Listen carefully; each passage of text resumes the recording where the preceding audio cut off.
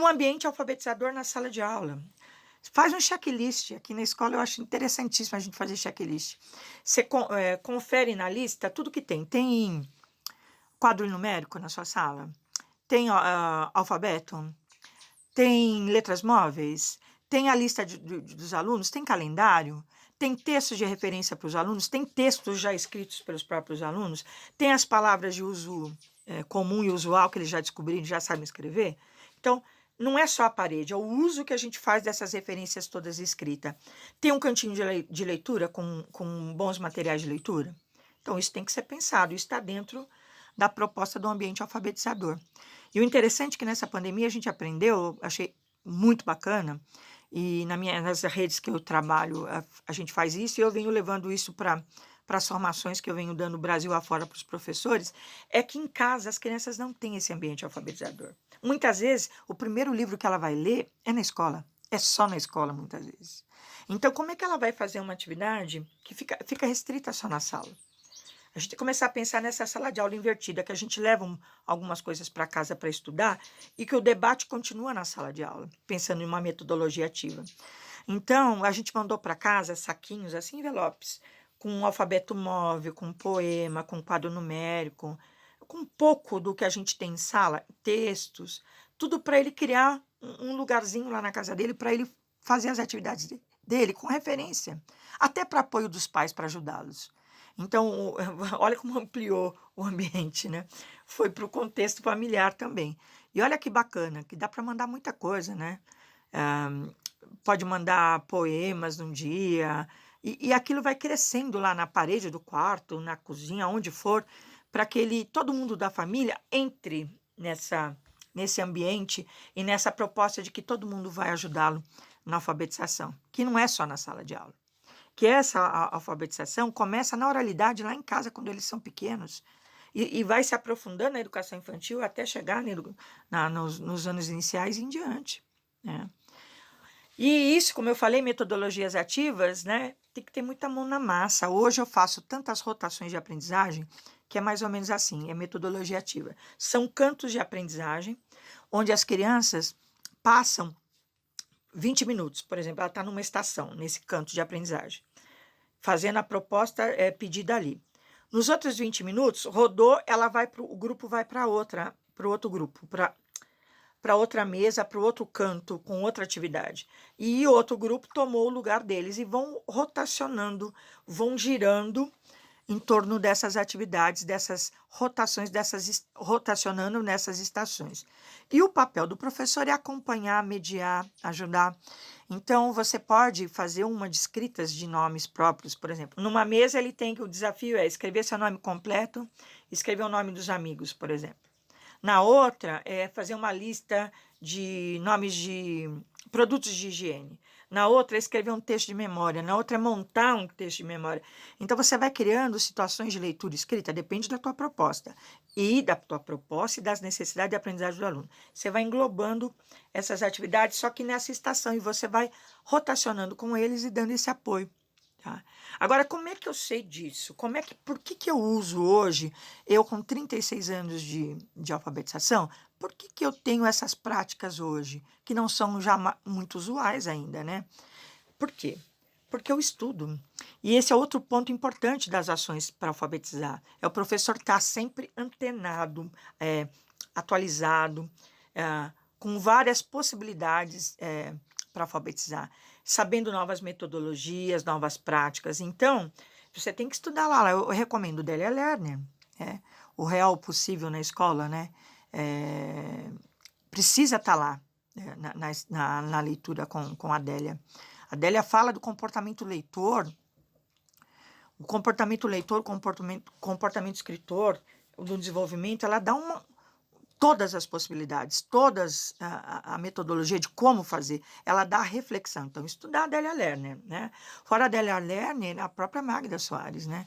Magda Soares é uma referência na alfabetização no país. Então, você entra lá no CEALI ou no próprio Universidade Federal de Minas Gerais, lá na página deles, do CEALI, tem materiais incríveis para alfabetização. E a gente muitas vezes fica na reclamação e não estuda, precisa estudar, tem que ter base teórica. E a Magda traz todo o processo de alfabetização ponto a ponto.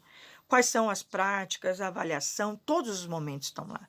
Falando em avaliação, dentro dos mineiros, tem o Chico Soares, especialista, o melhor, talvez, um dos melhores da avaliação no país. Ele vem falando das tarefas que desenvolvem as habilidades, e ele costuma perguntar, já perguntou a mim, quais são os textos que você usa para alfabetizar.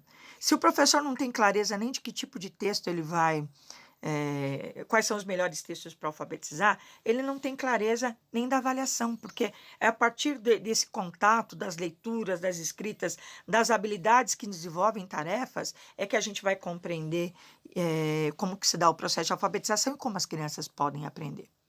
Então, a gente precisa estar por dentro, né? Zabala, você quer saber da prática, da tua prática, da didática da sala de aula, que muitas vezes a gente vai deixando de lado. A prática educativa está lá com o Zabala, a gente precisa estudar o Zabala. E hoje em dia, você abre a internet, tem tantos materiais gratuitos que você pode acessar para estudar. Então, se apropriar da mão na massa, das ferramentas que trazem essa qualidade da base teórica para a alfabetização. Importantíssimo. Isso é uma ação importante também. Continuando ainda, a gente vai entrar agora no outro ponto, que são as intervenções do professor. Quais são as intervenções? A gente fala tanto, mas quais são as intervenções que o professor pode fazer para ajudar os alunos, para que eles aprendam realmente? Mais do que ajudar, para apoiar e facilitar essa aprendizagem. Fazer perguntas que levem à reflexão, boas perguntas. Então, você vai propor lá a escrita e leitura, você já tem que estar preparado. O que você pode perguntar para a criança que vai ajudar? Olha, o que começa com essa palavra? Como é que começa igual? O que tem o mesmo som? Que nome? O nome da família, da tua família, tem alguma nome que parece com esse? E aqui na sala? E que palavras que você conhece que são escritas assim? Por que você escolheu essa letra? Lê aqui para mim. Essas perguntas todas, essas orientações todas, fazem parte dessas boas perguntas. Então, tem que exercitar esse fazer, perguntar, né?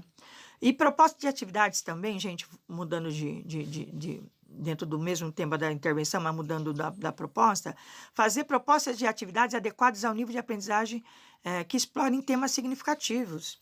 Escolhe lá os temas que as crianças gostam e proponham atividades adequadas. Às vezes você está lá com os alunos maiores, você quer propor lá aquela coisa. Então, para as crianças pequenas, os adolescentes, por exemplo, odeiam. Aí não vai alfabetizar. E os pequenos também. Eles querem propostas que façam sentido para a vida. Então, pensa nas práticas sociais. Em que maneira, como é que eu uso a leitura escrita no mundo, no dia a dia? E traz essas propostas para as propostas de sala de aula de leitura escrita, para não escolarizar a vida e fazer sentido as práticas, as práticas de linguagem, o ler, escrever, a oralidade, a reflexão sobre a língua. Dá retorno para o aluno, para que ele saiba como é que ele está se saindo. Nem sempre a gente dá esse feedback, esse retorno, e a criança não sabe onde ela tem que melhorar, o que ela está indo bem, a gente não consegue entender, ela não consegue passar para a gente a dificuldade dela, porque ela não entendeu o que ela não está indo bem, ou está indo. E retomar várias vezes a proposta de atividade para aprofundar e consolidar saberes. Muitas vezes a gente fala assim, já trabalhei, eles não aprendem. Não, tem que revisitar. Tem que fazer no coletivo, fazer nas duplas, para depois passar para o individual, para depois ter mais uma atividade ainda raio-x. Então, é um processo grande que tem que ser repetido várias vezes. Ainda pensando nessas intervenções, as turmas são tão diferentes, com tantas dificuldades, diferenças de aprendizagem, níveis diferentes, desenvolvimento das habilidades, e a gente quer fazer a mesma atividade para todo mundo. Você pode até pegar a mesma atividade, mas tem que ter propostas diferenciadas para atender níveis diferentes. Então, se são crianças diferentes, que aprendem de forma diferente, estão em níveis diferentes, você tem que ter propostas de atividades com nível de complexidade diferentes para atender isso tudo. Então, tudo bem, eu quero trabalhar uma escrita de parlenda, um texto de memória. Então, para aqueles alunos que já sabem ler e escrever, que já estão mais avançados, vão escrever de próprio punho sozinhos ali.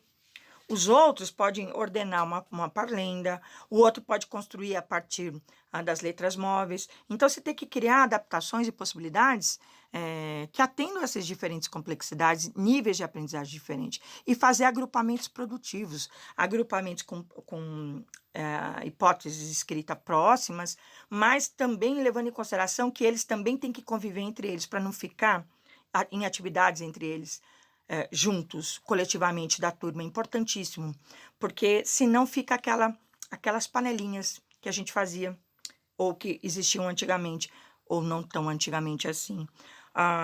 Os fracos, os fortes e os médios, não pode, tem que ter interação entre todos. Pensando nisso, uma sugestão que eu dou para a gente analisar as necessidades de aprendizagem, as habilidades que ainda precisam ser consolidadas e saber escolher as que são imprescindíveis nesses momentos mais complexos, quando a gente já está em defasagem, querendo acelerar o processo de aprendizagem, eu indico os mapas de foco do Instituto Reúna, que também estão o link no PPT. Importante a gente falar sobre os mapas de foco, porque eles ajudam no planejamento. Então vejam lá, tá? Vai ajudar bastante o planejamento de vocês.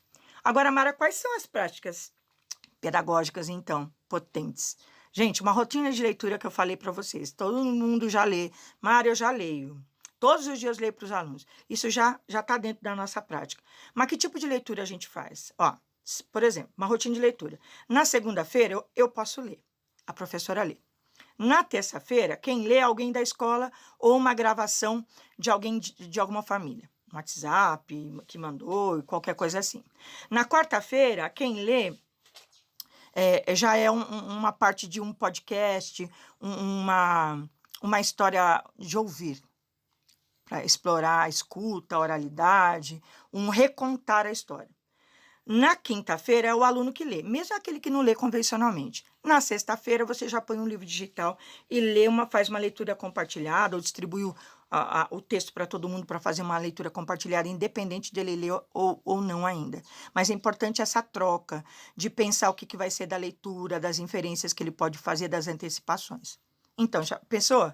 Isso tudo eu só falei de leitura de literatura infantil, tá? De textos literários. Mas imagina quantas possibilidades dos diversos tipos de texto, jornal, um texto instrucional, isso tudo tem que estar previsto nas rotinas de leitura. Perceberam a diferença? Isso é prática potente para alfabetizar. Agora fica só num tipo e só você lê. A criança fica. Só vai ler quando ela aprender alguma coisa numa fluência leitora. Para ela ter fluência leitora, ela já tem que fazer parte dessas ações todas. Para chegar na fluência leitora, ela lê para todo mundo depois, tá bom?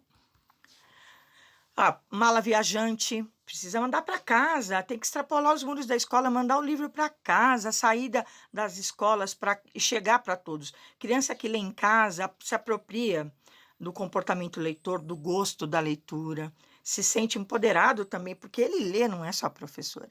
Lê com a família, isso também faz parte dessa experiência, dessa vivência que a família tem que ter e ajuda muito no processo de alfabetização depois na sala de aula. Podcast, por exemplo, o podcast está presente na minha sala de aula em propostas incríveis. Tem podcasts maravilhosos de literatura, de ciências, que dão ótimas propostas para estudos com as crianças. Então, traz o podcast para a sala de aula. Está aí, gratuito, fácil de se trazer, até de fazer com as crianças, mas isso é uma conversa para outra hora. O ambiente alfabetizador. Então, como eu falei, na minha sala de aula está sempre lotada, sempre com textos escritos para as crianças. E tem um espaço que é só de troca de cartas. Então, mas o ambiente alfabetizador vai além das paredes, é o que você faz de uso de todas essas referências para criar esse ambiente fértil para a aprendizagem, que as crianças precisam de boas referências. Crianças com boas referências, com um canto de leitura, com materiais de leitura, escrita e tudo mais, ela amplia o repertório de escrita, ela amplia o repertório cultural, ela amplia o repertório vocabular, que ela começa a falar mais e com mais palavras, com mais qualidade a sua fala. Isso tudo se reverte para a alfabetização. Eu faço muito o circuito de aprendizagem, que é uma metodologia ativa que eu já falei. Então, usem, são metodologias ativas. Uma sala de aula invertida que leva para casa e termina o estudo em casa. Eu mando tanta coisa pelo WhatsApp para depois a gente ter esse retorno, essa troca em sala de aula. Então, sala de aula invertida, circuito de aprendizagem, mala viajante, Rotina de leitura diferenciada, roda de conversa, isso tudo tem que estar previsto. Tem que estar lá. Escrita de diário, diário as crianças adoram e dão riquíssimas possibilidades de desenvolvimento. E são práticas que a gente tem que fazer entremeadas com as atividades permanentes. Olha só. Então fica riquíssimo. E que aula gostosa que você vai ter também. Quantas vezes eu não fiz na escola com as crianças, a gente cozinhou, fez pães, os pães com os personagens dos livros, e eles tinham que fazer o reconto na frente, indicar a leitura, era divertidíssimo. E trabalhava os textos instrucionais e tudo mais. A Jamboard, que é uma lousa digital, eu já trabalho bastante, então a gente precisa desenvolver essas possibilidades. Murais digitais, isso tudo está no PPT também, com os links incríveis para vocês. E não esquecer do processo de avaliação, gente. A gente fala da avaliação só no momento inicial, quando a gente levanta lá que os alunos sabem ou não sabem. Não dá para ser só isso. A avaliação vai muito além disso. Então, o processo de avaliação tem um instrumento diagnóstico, que é a avaliação inicial, mas tem durante todo o ano e durante o dia a dia. Né? Para descobrir os alunos que já avançaram, os que não avançaram, os que já consolidaram, os que ainda apresentam defasagem, para depois planejar um plano de ação. Porque muitas vezes a gente descobre esses dados, levanta esses dados e não sabe o que fazer com eles. Então, esses dados são exatamente no processo de alfabetização para avançar. Aí você sabe com clareza o que está acontecendo. Então, um plano de ação tem que ser feito com todos. E momentos que eles todos estejam juntos, porque não é assim, ó. Essa atividade é só para eles, essa atividade uma atividade pode ser com nível de complexidade diferente, mas eles têm que estar juntos em muitas outras situações. Então, não vão achar para não criar aquelas bolhas, né? Esse é o fraco, o forte, o médio. Não é isso, hein? Precisa tomar cuidado com isso. O que mais que eu tenho que pensar nisso? Que a avaliação diagnóstica, como eu falei, ela é um dos pontos, mas tem outras possibilidades. Tem a fluência leitora, que a gente grava a capacidade de leitura e o tempo de leitura dessas crianças. Tem o planejamento didático, porque a partir dos dados, o que eu vou fazer com esses dados? Aí a escola se une, os professores, os pares, a equipe pedagógica, para pensar no plano de ação. Porque a gente vê o diagnóstico, ele está assim, assim, assado, e vai fazer o quê? Vai fazer um plano de ação para atender as necessidades de aprendizagem dos alunos. Para chegar nessa personalização da trajetória de aprendizagem. De repente, aqueles alunos que sabem já, que consolidaram, eles vão ficando para trás. Porque eles não querem mais, porque não tem desafio. E eles precisam ter possibilidade de avançarem ainda mais. De não parar porque a turma não chegou lá. Ou aqueles que ainda têm dificuldade de pensar práticas que personalizem, que atendam às necessidades nessa trajetória de aprendizagem, para que ele chegue também além, como os outros já chegaram. E como é que eu faço isso? Assim, num plano de ação. Junto à escola, penso lá com a equipe pedagógica, qual é o objetivo, onde a gente quer chegar. Então, vou lá no currículo, penso lá nas habilidades prioritárias, penso o que é importante, o que eu preciso saber para eles aprenderem, eu penso no currículo. Eu penso o papel de cada um, do gestor, do coordenador, do aluno, o que cada um vai fazer. Eu penso nas ações e o cronograma disso. Que ações? Em quanto tempo? Quais são as ações? Quem vai participar? O que vai ser feito? O que material eu preciso? Quais são as práticas? O que o professor precisa de apoio? O que o aluno precisa de apoio? O que cada um vai fazer? Quais são as habilidades selecionadas lá no nosso currículo que ainda tem que ser consolidadas? Quais são as práticas e metodologias que vão atender e vão dar conta dessa aprendizagem? E aí eu retorno para a avaliação. Então, ela é constante. Então, o plano de ação é super importante. Para finalizar, eu quero agradecer e dizer para vocês que eu acredito que a gente pode fazer junto. Então, acredite você que juntos nós podemos transformar a educação.